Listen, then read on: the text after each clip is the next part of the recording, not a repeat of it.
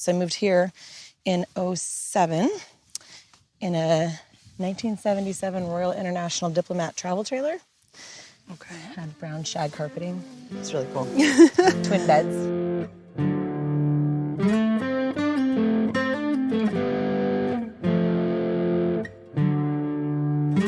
So I moved it onto a vineyard here in Paso, owned by a woman named Kathy, and it would just be me and her out there. And it was all sustainable and biodynamic and just a really beautiful place. I had this crazy dog named Jack. I lived there for a couple of years. Welcome to the Winemakers podcast. In each episode, we meet one winemaker and get the chance to hear their story on their turf. We walk through the vineyard, taste their wine, and share a home-cooked meal. If you haven't already, visit thewinemakersseries.com to order your Season 1 case, one bottle for each winemaker. Then pull cork, press play, and enjoy.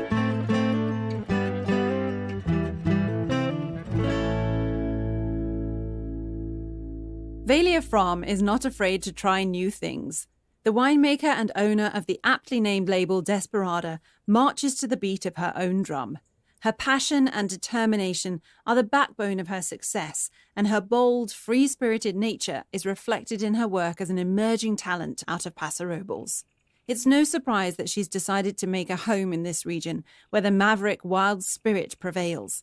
Given the 40-odd grape varietals and the broad palette Paso offers, it's the perfect place to fuel Vailia's penchant for experimentation. She works with an array of vessels and enjoys developing whites in an area predominantly known for reds. In this episode, we meet a woman with insatiable curiosity, paired perfectly with a fearless attitude, taking on a prominent role in the Old Boys Club. Welcome to Desparada Wines.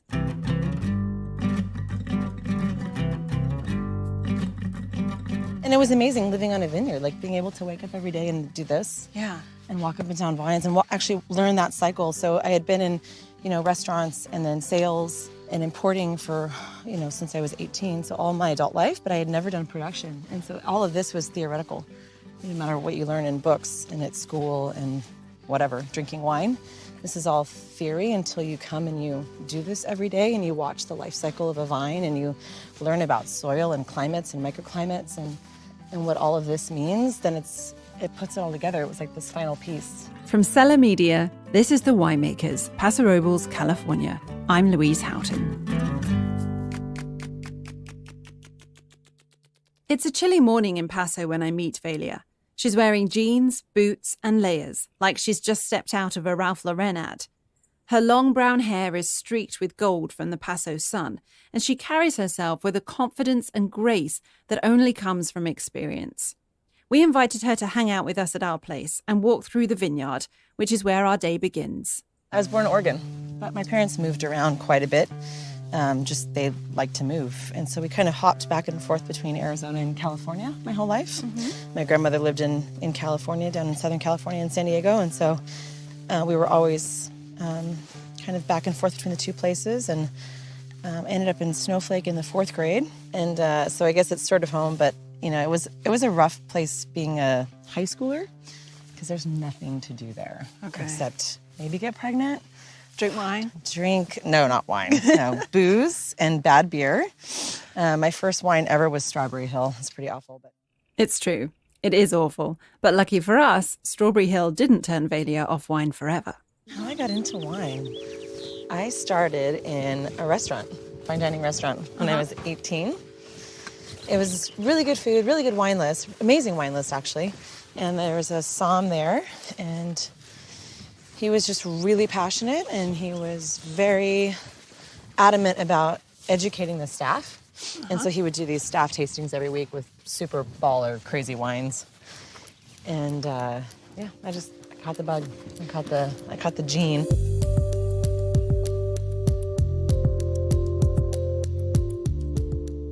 So I graduated, and then I decided to backpack through Central America on my way to Greece. I had a one-way ticket to Greece. I never used it. Doesn't matter. I backpacked through Central America and met a lot of really great Canadians. So from there, I hopped a Greyhound to Canada and ended up living there for 4 years. I was working illegally for this importer, So I wasn't there like completely legitimately. But I had always really wanted to do production. And then we decided to develop a brand out of California. So it kind of gave me this opportunity. And I was like, well, I'll go be the winemaker. I've got this. Without knowing anything about what I was doing. Just having a lot of wine experience, but I'm completely unqualified to even make that statement. Sheer determination, though, gets you everywhere. Well, sometimes, huh?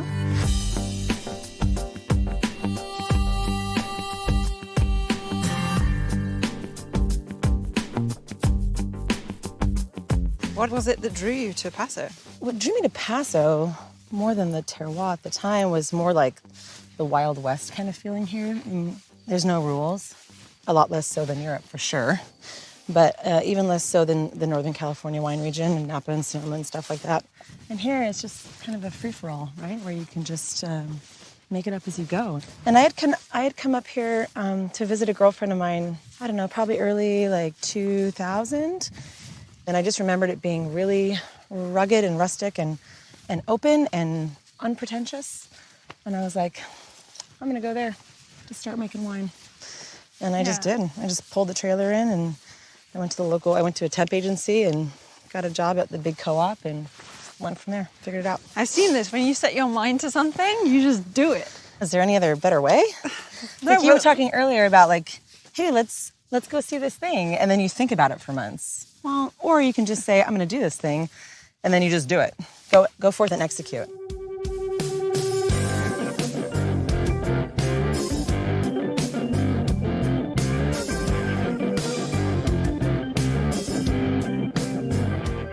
So yeah, when I moved here, it was literally starting from absolute basics. So I took a job as a cellar rat because I didn't know anything about production. And, you know, you can get there one of two ways. You either go to school, you go to enology or viticulture school, and you learn how to make wine that way. Or you learn by doing, which I don't think one is actually any better than another. They just get you to the end point, a different route. Yeah. And I think that if you have a good palate and you have passion and you have determination, you're going to get there. It is a science, though, isn't it? It is, absolutely, yeah. So, I mean, the palate and the sensory stuff, that's obviously very, very important. And I think that you have to have that regardless of your scientific background and your, like the, you have to have that basis, right? Like you have to be able to know what good wine is in order to make good wine. Yeah. So you have to start there. And then from there, whether or not you went to school for it, you're going to have to learn some things like chemistry and whatnot to get you where you need to be making consistently over time a brand that is successful in quality wines. So I think it takes all those things, but you can learn all those things. So I came here and did harvests working for other winemakers here in the area and making wine for this brand that we exported to Canada. And I did that and then started my own brand in 2009. And then met my husband, and yeah.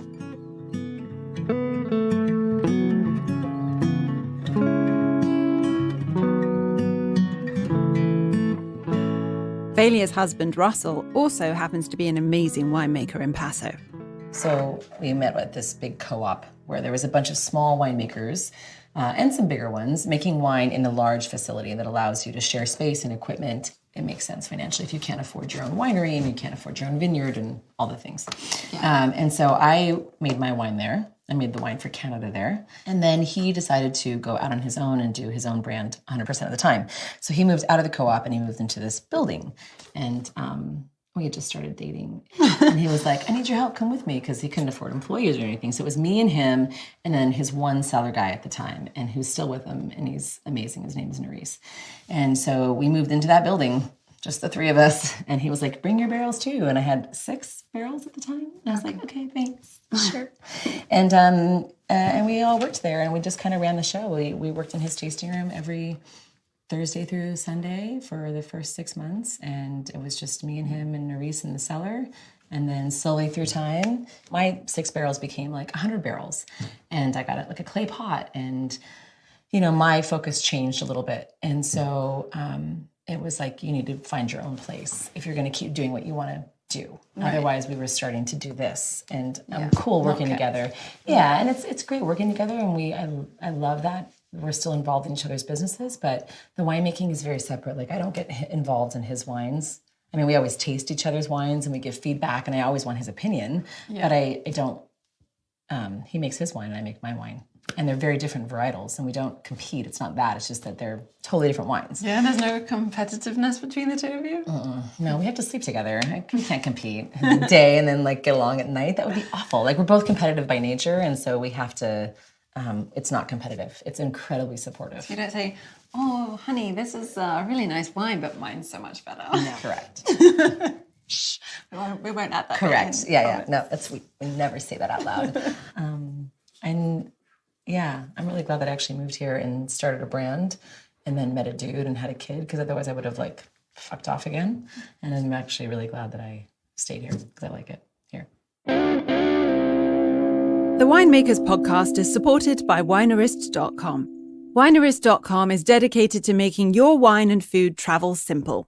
Discover experiences in over 130 destinations worldwide that are curated to fulfill all your wine and food dreams. You've heard from the experts. Now explore the regions that inspire them with Winerist.com.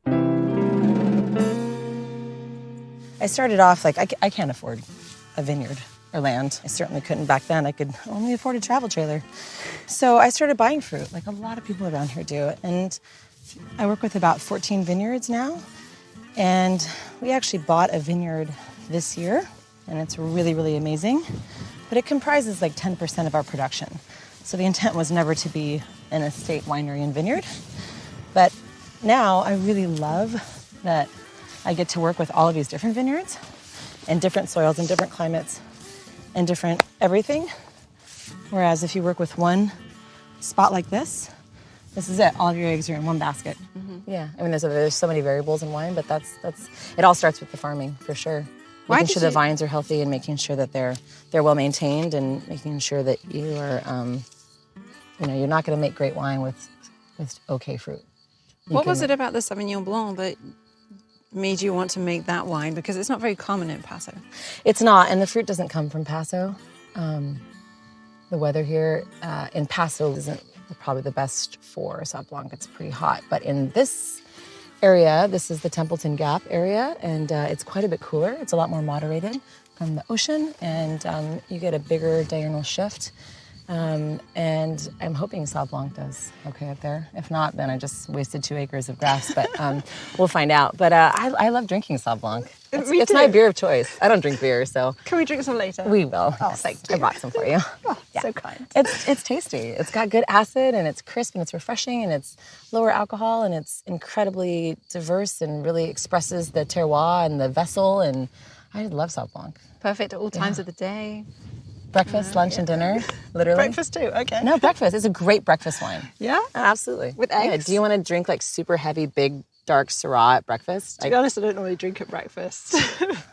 Well, I'm learning. Hang out here long enough. And, But actually, we're going to go inside and talk more about the wine itself in your vineyard.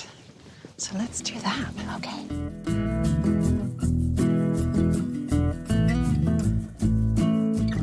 Have some Sauv Blanc. Oh, thank you. Cheers. Cheers. Nice walk. Yes. Can I just say, it's so lovely, Thank so you. soft and creamy, and you're right, could go very well with some eggs and smoked salmon and breakfast. Exactly, right? Yeah, it's breakfast wine. It's nice. Oh my goodness, your designs are so fascinating and so beautiful. Art is a thing for you, isn't it? Yeah, just like this is, right? But I can't take any credit.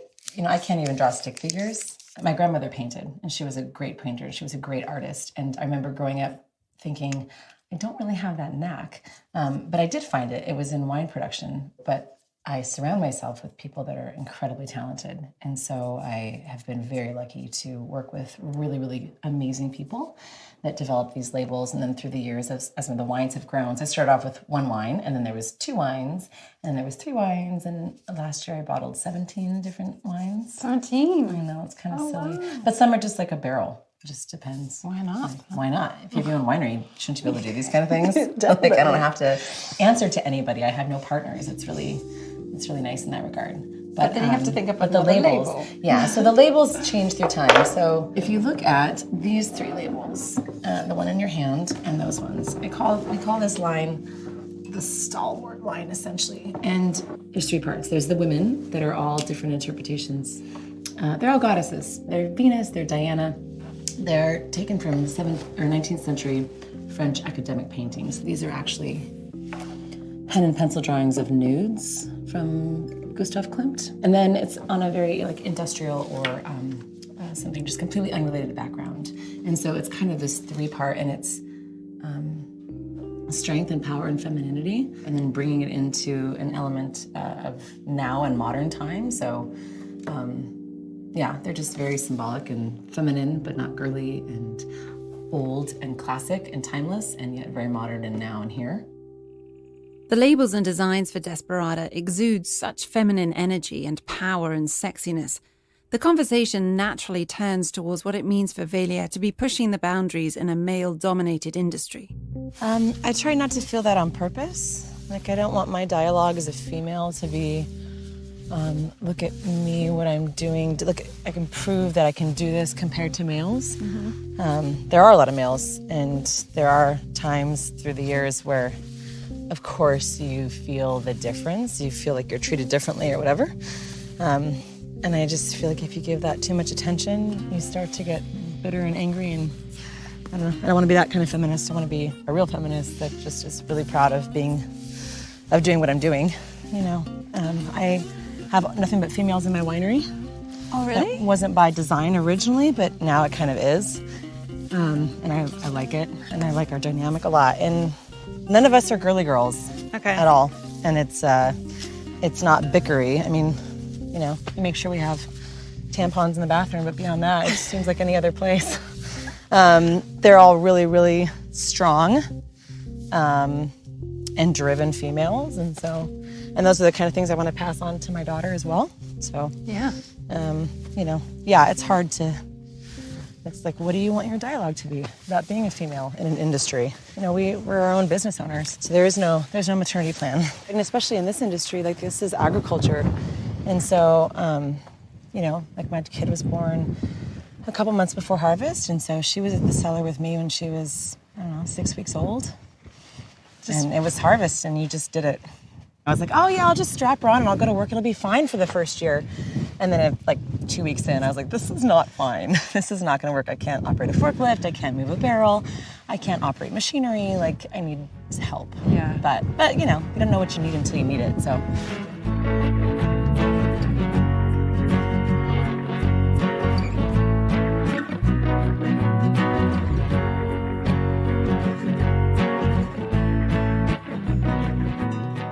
Coming up with the whole brand design, it's gut-wrenching and stressful. And when we worked on this, coming up with this branding, it was like laying on a couch with a psychologist for like 3 hours. I walked away like sweaty and stressed, and like it was draining emotionally, like in talking about, why are you doing this? And what are you going to make that's different? What's your niche? What's unique? You're just going to make some Cabernet just like everybody else, boring. But what came out of all of that was they came to me and said, this. And I said, yes. This is it. And it's become me as much as I've become it. And the name too, Desparada, is kind of it's a female version of a desperado, but it's kind of a made up word, right? But it symbolizes like this kind of outlaw and this kind of someone that marches to their own beat and kind of doesn't have to follow any rules, a lot like this area. So I think in time you find the uniquity of a wine is the uniquity of a person.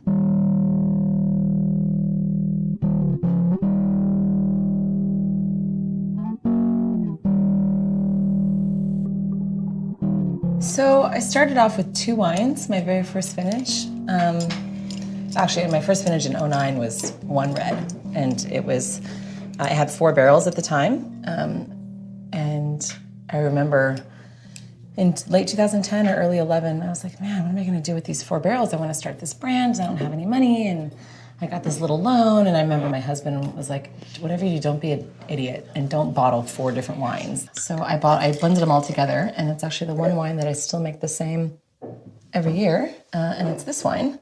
So it is very Paso. For anyone that does like Bordelais varietals, I think in Paso Robles, you'll see a lot of blend of like Cabernet with Syrah and stuff like that, because they go beautifully together. And this one's called Borderlands. because it's the border between Rhone and Bordeaux. But each of the names have a different story. Sackcloth and ashes is obviously a very biblical reference. I'm not very religious, although this is pretty religious stuff that we're doing. It's spiritual stuff. But it's, somebody passes and you don the sackcloth and you toss the ashes, and it's like this kind of bittersweet saying goodbye to something. And wine is very much like that, right? You baby these grapes from the moment that you have bud break, and you watch those cute little clusters out there, little babies, and you go visit them all the time, and you talk to them, sweet little babies, and you make sure that they're happy, and then you harvest them, and then you bring them into your winery, and then you make wine with them. And then you put them in barrel or vessel or amphora, stainless steel, concrete, whatever you do for anywhere from 6 months to 3 years. And then you put it in a bottle, and then you release it out to the public. And then I give it to you, and I go, God, I hope you like this. I mean, that's that's a piece of yourself, and it's going back into the earth, which goes, it's this cycle of life. Wow. I mean, that's some deep shit right there. There it is. Yeah. Okay. Well, cheers to that. So cheers to that. And I do like it, so you're good. Borderlands, we talked about that one. I have a wine called Fragment, which is kind of like all the pieces that make up this thing that is. It's actually taken from an Emily Bronte poem. The Prisoner. And that's a blend, I'm guessing? It's all Sauvignon Blanc, but a blend of 2 vineyards and 4 vessels. Okay. So we have all these wines, and then me, the royal we, myself. And then I started looking at wanting to do these kind of exploratory, like single vineyard, single vessel wines. And so the whole point of this series is to look at the grape and the vessel and to see the difference. Like, this is the same grape, same vineyard, different vessel. And so usually in any given year, I do 4 to 5 of these, so that so you can see them within the same vintage even, and the same grapes done in different vessels. The Winemakers podcast is inspired by the Winemakers of Paso Robles coffee table book. The Winemakers of Paso Robles coffee table book is the perfect gift for the wine lover on your list. It took more than a year of interviews and photo shoots to make this 328-page large format book. It's the perfect book to curl up with a glass of wine and escape to wine country. The Winemakers of Paso Robles. Check it out on Amazon.com and at WNMKRS.com. That's WNMKRS.com. There are only a few first editions left, so get yours today. The Winemakers podcast is supported by PasoRoblesWineries.net. PasoRoblesWineries.net is the best resource for planning the perfect trip to Paso. Decide where you want to taste, eat, stay, and explore all in one place with the only comprehensive map of every winery, distillery, and brewery in the area. You can also find tasting coupons and hospitality discounts. Text specials to 24587 for coupons. That's specials to 24587. And you can find us on Instagram and Facebook at Paso Robles Wineries. PasoRoblesWineries.net is the best place to plan your next trip to Paso. It's the last label is called the Death and Resurrection series. And this series this is Sangiovese, this is 15, but I've been doing this series since 2012. And the first year was Sangiovese, Barbera, and Nebbiolo, and they were all 2012, and they spent 3 years in barrel. And then they went to bottle, and I didn't release them for like a year after that. So everyone was like, what are you doing? These are dead in the water. These don't make any sense. Like, these wines aren't marketable. No one wants to drink Barbera. That's like, it's so acidic. It needs to spend so long in bottle before it's done. Like, they're just like, these wines are like super geeky, esoteric wines. And I was like, no, I believe in these wines. Like, these are my babies. You leave me alone. And so I bottled them, and that's kind of what like the Death and Resurrection is like. It's like they were kind of dead to everyone else but me, and they were very special to me. And with every bottling, they're super, super special wines. Like that 2012 Barbera is one of my favorite wines I've ever made. It's almost undrinkable because it's so acidic for like the first year, and then you let it open up and you're like, yeah, that's awesome. And so unique. At this point, we headed to the kitchen, where Vailia offered to cook me one of her favourite dishes, perfectly paired with one of her wines, of course.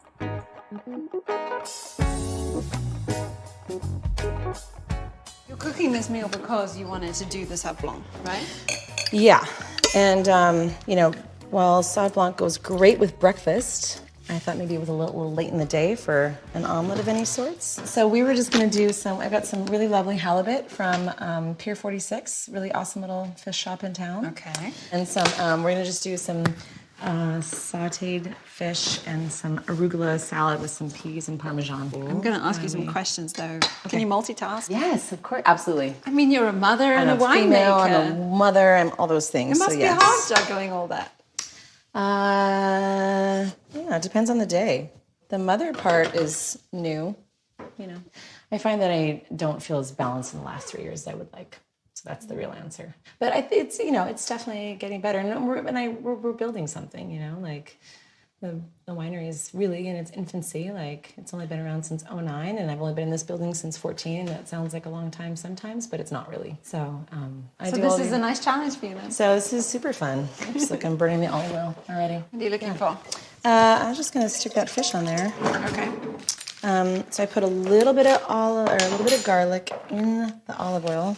It's very fancy. And I didn't realize this wasn't cut all the way, so we're just gonna tear it like. No one can see this, right? You're not filming, are you? And what made you choose halibut? Because it's a meatier fish. It is. Well, I like a little bit of weight. Like, Sauv Blanc is nice and light and crisp, but it has some substance to it. And especially this one done in oak, which was the one that I brought today. Like, it has some weight on the background. I thought it would kind of go well with a meatier fish, not something quite as light as sole or tilapia, but something a little heavier, but not quite as oily as like a salmon or whatever. I like all fish, though. I like it all. Do you think it's something that people should invest more in, food and wine pairing? How important do you really think it is? That's a good point. I think that wine makes people really happy. I think when people drink wine and they start talking, I think the conversation just naturally flows. And I think that that's not the case with anything else. Wine is really unique in that regard. So I just think if it tastes good with it, then drink it. So it's experimental. Yeah, just... And that's the way it goes here in Paso Robles, that's the way it goes here in Paso Robles.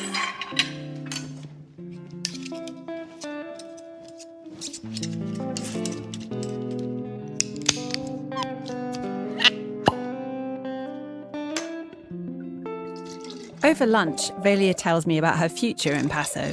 I would love to be able to dig a hole in the ground and put an amphorae in the ground. And, family, obviously. I want to raise my daughter to be a strong, awesome, independent woman.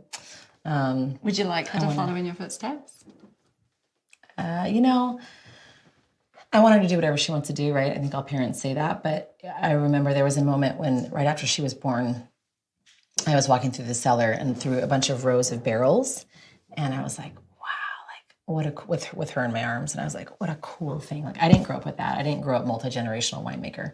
And I thought, how cool if she could be that, where she grew up and then did that. So of course I want her to, but if she doesn't, I don't blame her. It's a tough business to make a real go of it financially.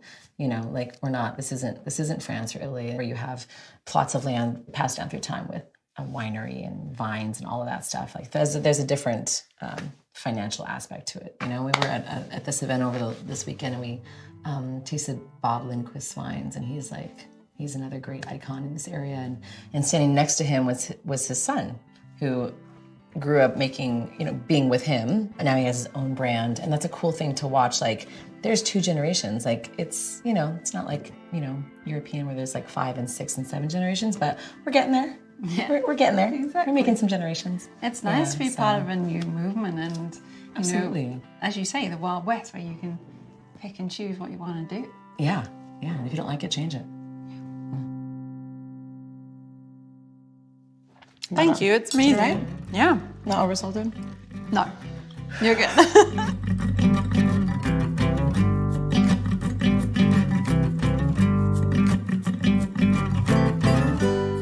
The Winemakers podcast is a production of Cellar Media, hosted by me, Louise Houghton.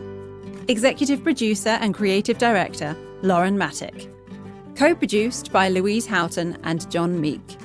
Original score, editing, and sound design by John Meek of 10 Minutes Early. Live sound engineering by Dean Lee. Additional editing by Miguel Coez of the Music Interval Theory Academy. And additional sound engineering by Brian Vasquez. The Winemakers series was created by Julia Perez. For show notes, links, and more, please visit wnmkrs.com/podcast.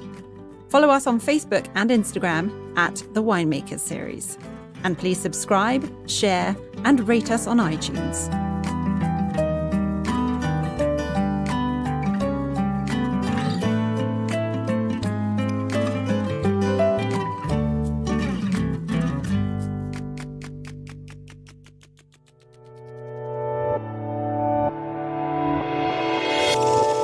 Cellar Media.